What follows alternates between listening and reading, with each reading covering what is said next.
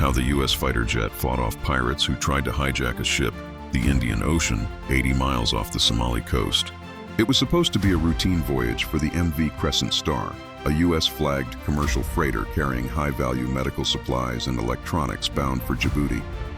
The crew of 22, a mix of American and international sailors, had made this trip before. Calm waters, blue skies, nothing unusual until the radio went dead. Captain Harris, a retired Navy man and now civilian merchant marine captain, stood frozen as he stared through his binoculars. On the horizon, a black silhouette darted across the waves, fast, low, and closing in quickly. Then another and another. Pirates, he whispered grimly. These weren't amateur looters. They were well armed, well coordinated, and they knew the layout of international waters. They were coming in with 3 high-speed skiffs bristling with AK-47s, RPGs, and satellite radios. This was a full-scale maritime hijacking, and they were targeting the Crescent Star. The alarm sounded. Sailors scrambled, bolting steel doors, locking hatches, and barricading the bridge. But the pirates were already close, within 800 meters, and shouting commands in Somali and broken English through loudspeakers. Just as one pirate raised his RPG toward the bridge, an unmistakable sound echoed through the sky, a sonic boom.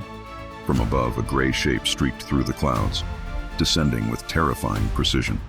It was a U.S. Navy FA-18 Super Hornet, a fighter jet scrambled from the nearby carrier group USS Theodore Roosevelt, currently patrolling in the Gulf of Aden. The pilot, Lieutenant Commander Rachel Blazer Monroe, was on patrol when the distress signal reached her cockpit. Unidentified skiffs approaching U.S.-flagged vessel. Suspected piracy in progress. Engage rules of deterrence. She didn't hesitate. Within minutes, she closed the distance, flying low, just 150 feet above sea level, engines screaming like thunder across the ocean. She saw them, 3 black skiffs forming a triangle around the freighter. Weapons hold.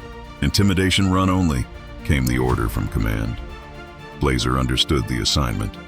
She nosed the jet down and rocketed straight toward the pirates, banking just above the waves. On her first pass, she engaged her afterburners and released infrared flares, lighting up the sky like fireworks. The pirates froze, stunned, some dropping weapons, others shielding their faces. On her second pass, she angled the jet sideways, opening the air-to-sea radio channel.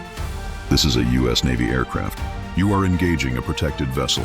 Turn away immediately or face military consequences. You will not receive another warning. But one pirate raised an RPG anyway, pointing it skyward. Blazer responded without hesitation. She fired a warning burst from her 20mm Vulcan cannon, not at the boat, but directly in front of it, into the ocean. The water erupted like a geyser, sending the skiff nearly flipping backward from the shockwave. That did it. The 3 skiffs scattered, their engines screaming in retreat. Within minutes, they vanished beyond radar range, leaving behind a trail of oil and fear. No shots were fired at the freighter. No casualties, no hostages taken. Blazer circled the Crescent Star once more, dipping her wings in salute before heading back to the carrier.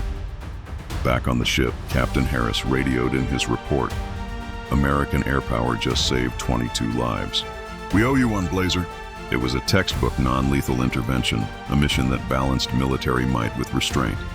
And while few in the world would ever hear the details, for those 22 crew members and one very determined fighter pilot, it would never be forgotten. The new rules of the sea. In a time when piracy had grown increasingly bold, especially in volatile regions like the Gulf of Aden and Horn of Africa, this incident marked a turning point. U.S. Navy protocols were refined. Merchant fleets increased their cooperation with naval patrols, and the sight of an American jet streaking across the sky became a symbol to criminals at sea. You may be fast, you may be armed, but we are watching, and we will respond.